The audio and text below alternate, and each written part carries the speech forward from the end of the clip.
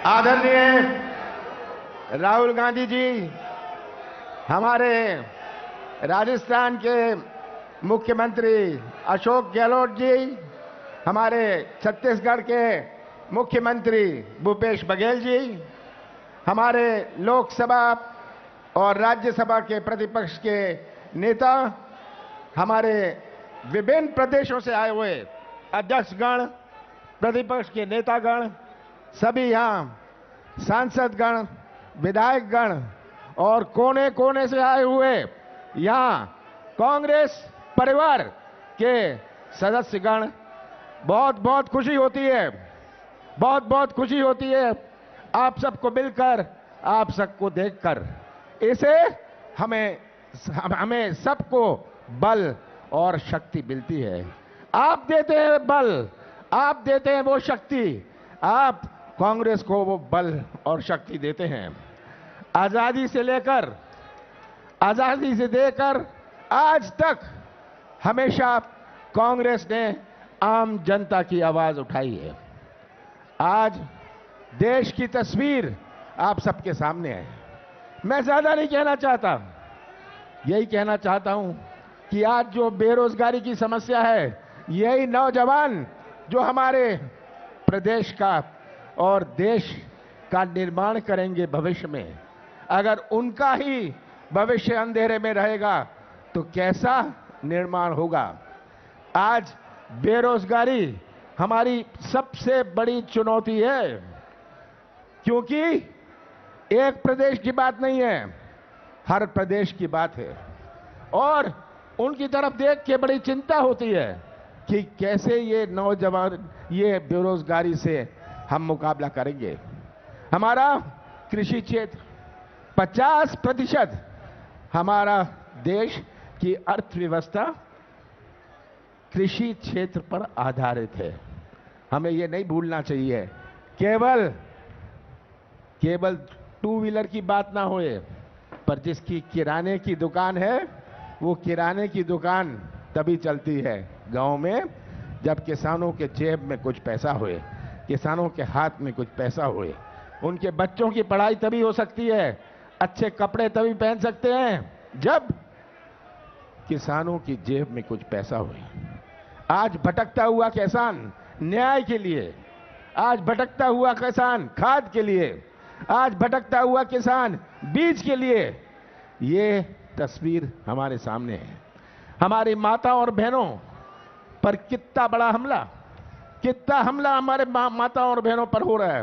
देश भर में, अपना देश विश्व में एक देश है जहां सबसे ज्यादा महिलाओं पर अत्याचार अपने देश में होता है। ये आज तस्वीर हमारे सामने है। और बेरोजगारी की बात करें, छोटे व्यापारी की बात करें, महंगाई की बात करें, पर आज मैं कहना चाहता हूं हमारे सामने एक और लड़ाई है। हमारे सामने एक और लड़ाई है, किस रास्ते पर देश चलेगा। हमारे कांग्रेस की संस्कृति जोड़ने की संस्कृति है। हम दिल जोड़ते हैं, संबंध जोड़ते हैं, रिश्ता जोड़ते हैं। हमारे देश की संस्कृति जोड़ने की संस्कृति है। बाबा साहब अंबेडकर ने हमारा संविधान बनाया। ऐसा संविधान बाबा साहब अंबेडकर ने बनाया जो विश्व में मशहूर है। पर अगर ये संविधान, ये अच्छा संविधान गलत हाथों में चला जाए तो देश कहां घसीटा जाएगा। ऐसा कोई देश नहीं है जहां इतनी विभिन्नता होए। ऐसा कोई देश विश्व में नहीं है जहां इतने धर्म होए। ऐसा कोई देश विश्व में नहीं है जहां इतनी जातियां होए। ऐसा कोई देश विश्व में नहीं है जहां इतनी भाषाएं होए, इतने रस्म होए, इतने त्योहार होए। ऐसा कोई देश विश्व में नहीं है जहां इतनी देवी देवताएं होए।